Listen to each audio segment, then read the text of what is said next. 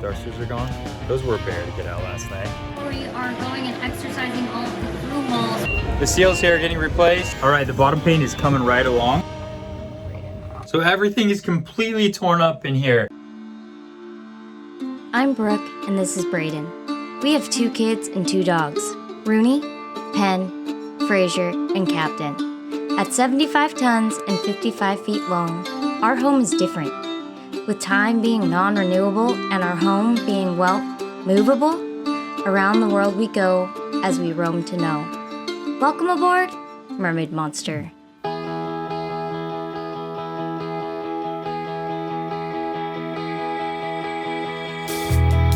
Why won't you tell me something new?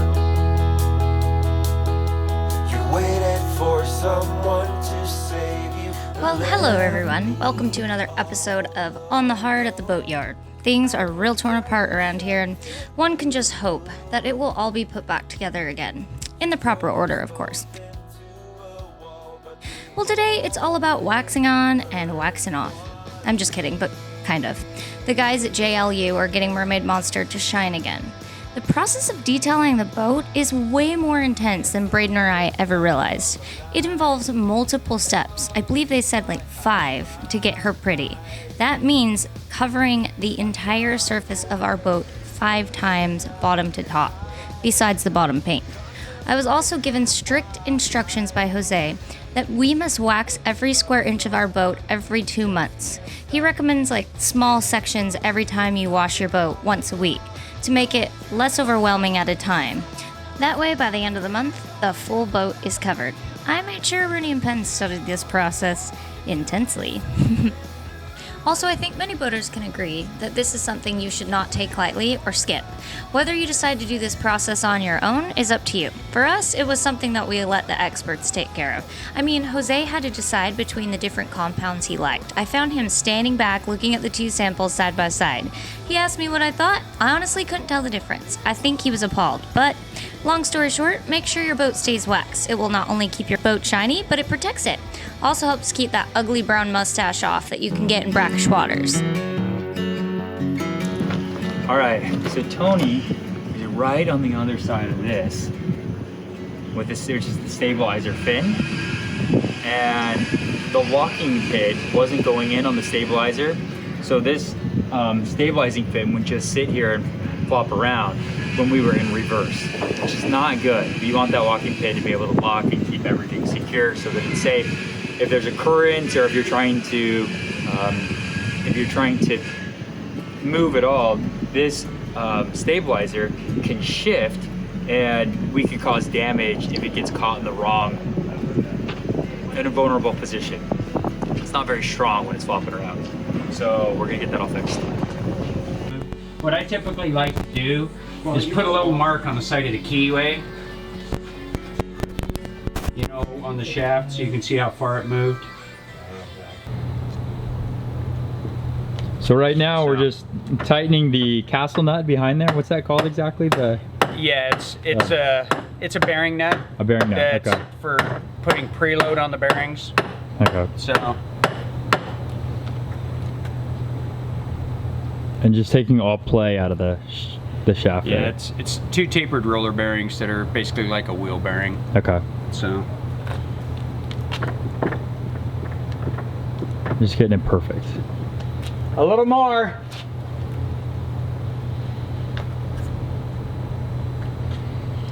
You got the good job. Casey's got the yoga Yeah. the yoga job. He might need a little bigger hammer. See, I've got one in the truck, so. Yeah. All right. I might have to hit it again, so I'll let you know. Yeah. You'll hear him yell at me. So this is the other side of tightening the castle nut here. There's no play. Yeah. All right. Yeah. And that's what keeps everything in place, either when it's just static or if you're going in reverse. Okay. It relies on this to make sure the fin doesn't get pushed out of position. This is just a pin that connects the cylinder to the yoke. This is splined, and that's what turns the shaft. Okay. All right. You can see the bottom paint's coming along. We got a bit of thrusters are gone. Those were a bear to get out last night. But they're gone. Everything is coming along.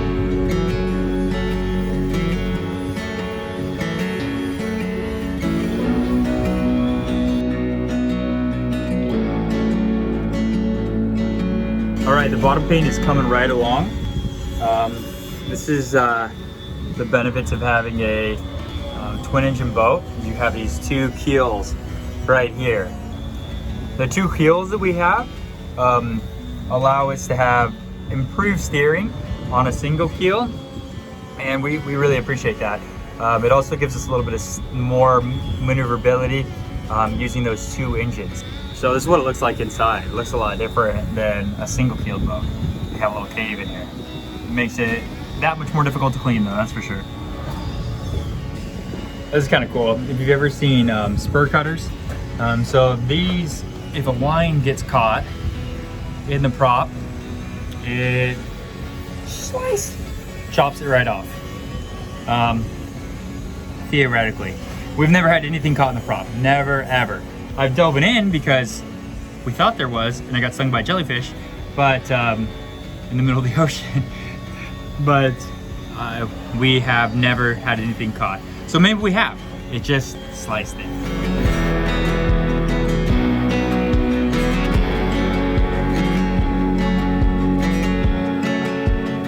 Everything is completely torn up in here. We have this dryer that we need to, it's a heat pump dryer, so we need to plumb it into the gray water tank.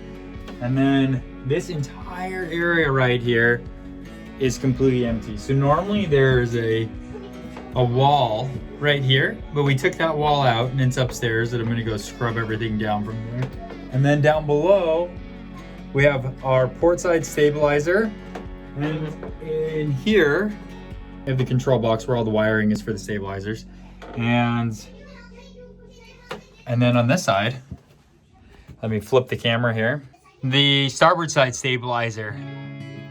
And there it is in there. So we took off the yoke, we took off the locking pin, and those are gone on there, and those are set to go and be refurbished. And then down this way, we have all of our fuel. This is what feeds the day tank. So here's all of our lines that feed the day tank right here. All right, now this one's pulled apart. We got this big lift. And the other one is almost back together.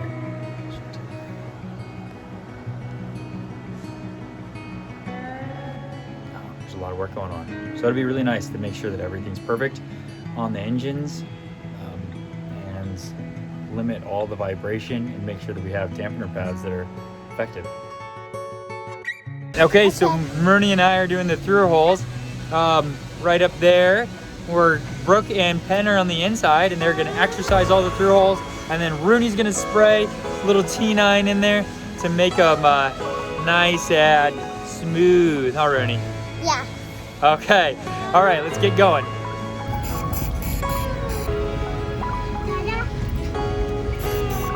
Dada, I'm gonna go close. Wait, I'm gonna go. Okay, it's good, Brooke.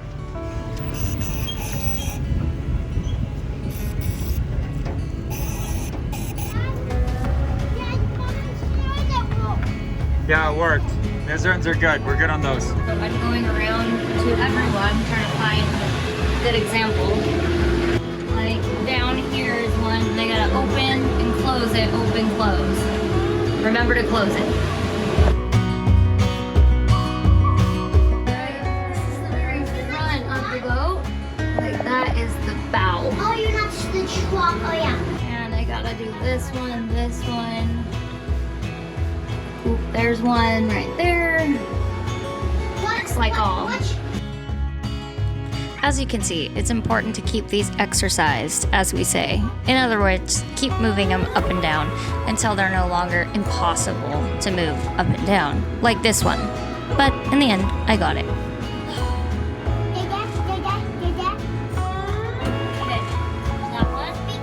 So the seals here are getting replaced, as well as the stabilizer some oil in here. It's all getting drained out.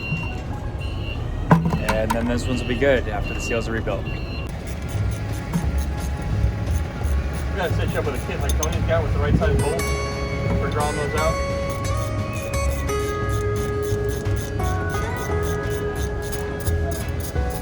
I noticed this stud came out.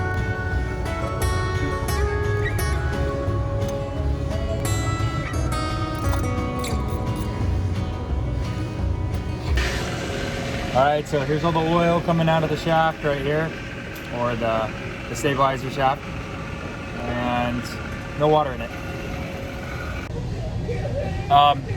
Definitely look a little bit different now. All the oil is drained, the seals are all removed. They're all gonna go get cleaned up and put them back together.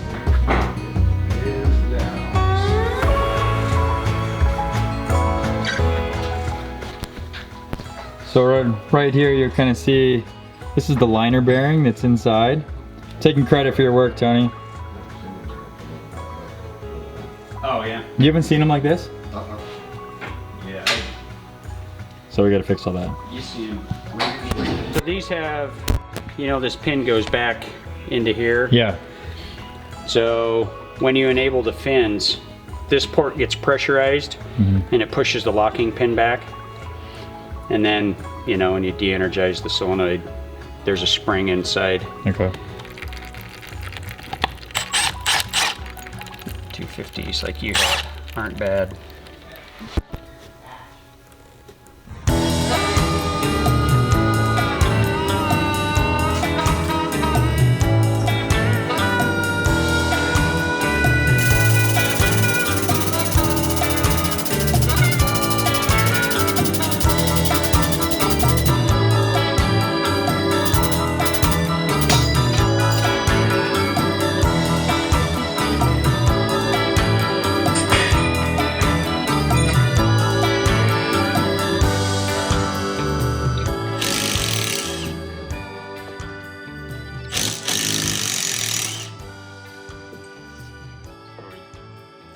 Drain it, take out the spring. Yeah, take out the spring. And then this is actually ready to come out.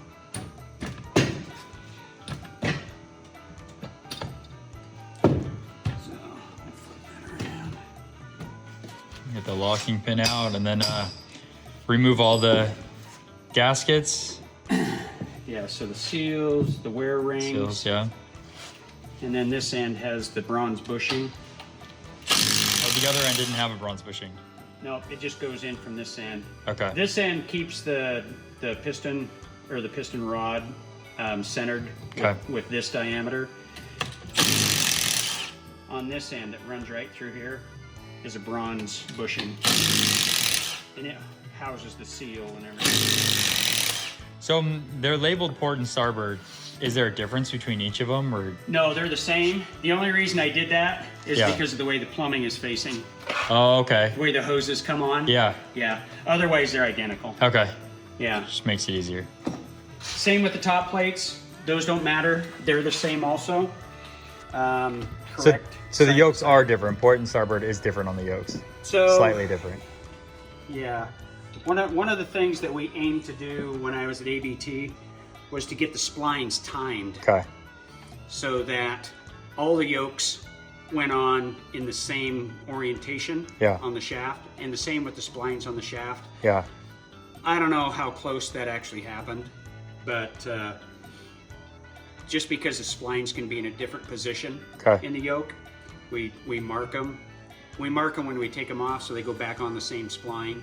Okay. And everything lines up like it does when they originally set up the system. Okay. So that's why we mark the yokes.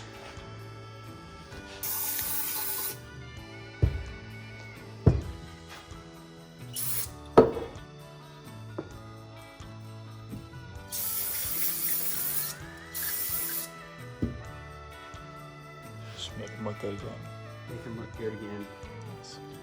Yeah, we like stuff to go back in white. You know?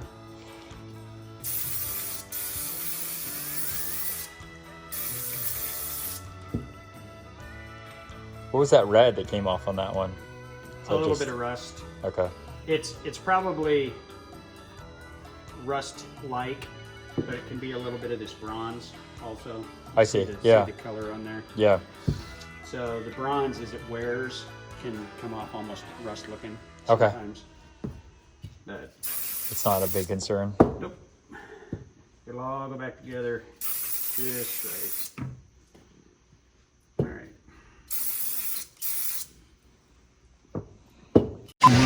Doesn't this look a lot better? Right here? It looks a lot better. So it's the stabilizer shaft Yep. to the fin that goes right here like a big whale flipper. This is the most crucial piece of equipment on our boat. The C6 hoppers? Yeah. Makes a big difference. Smells good. Smells like fresh paint.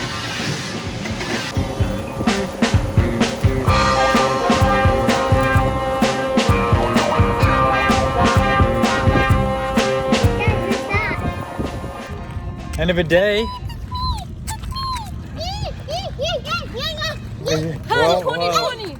No, where's our boat? Okay, so we're the last ones to leave the yard. We don't even work here. We're the last ones to leave the yard today. But a lot got done. It's kind of creepy. No one else is here. It's very eerie. We're going to a light show. It's always I'm important. so short. Look at that. There you go. Okay. The next day was just more of the same. Wake up early, work, and then peace out. But check this out.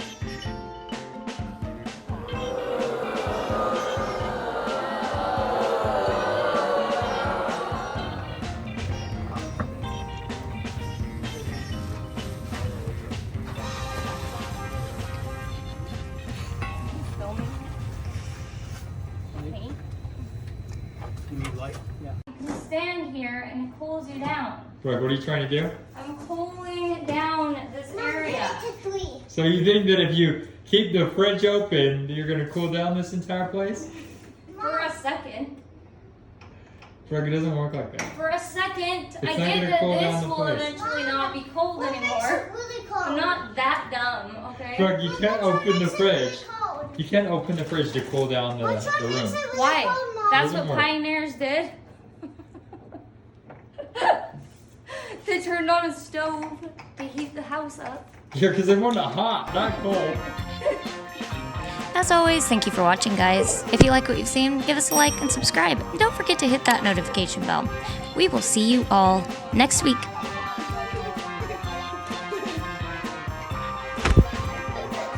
You come over here and tell me that it's not cooler here than it is over there. That's the